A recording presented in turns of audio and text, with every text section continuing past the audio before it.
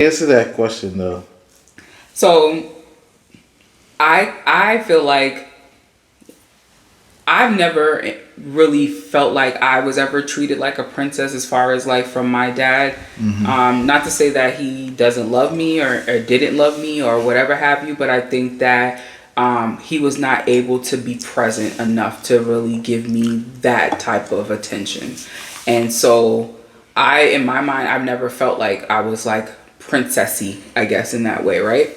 I think that as I've been able to grow and identify who I am and figure out who I want to be, I feel like I exude being a queen. I've now passed the princess portion because I didn't have that buildup, right?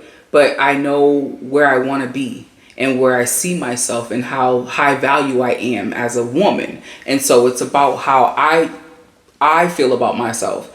I try to move in a way of a woman that's very like, her head is held high. I'm confident. I am independent. I'm self-sufficient.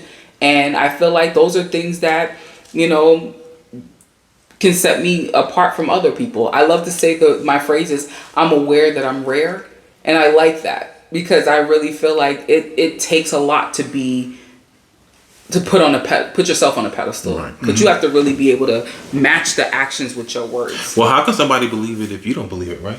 So Right. you have to walk around like, yeah, I'm a fucking king. I'm a queen. Like, and if you believe it enough, everybody else will start believing that shit. But if you don't believe, Right. I call my home the palace. Right. I try to treat it like that. Like I move away like that. So if I believe in it, hell yeah, I'm a queen.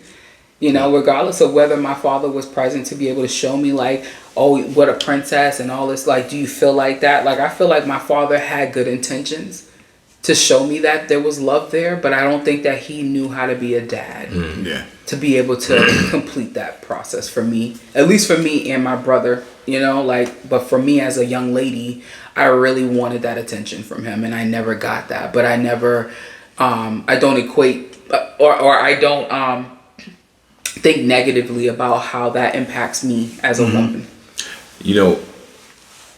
even from like, and I think this is where I get my work ethic from, like learning new things and figuring out shit for yourself. Even though the dude who say like he your pops, like he lived like 4 minutes around the corner, right? But don't never be bothered with you. So that made me, I guess, the person who I am now, because I was kind of just like, after a certain age, I was like, you know what, I kind of really don't need you no more. Like,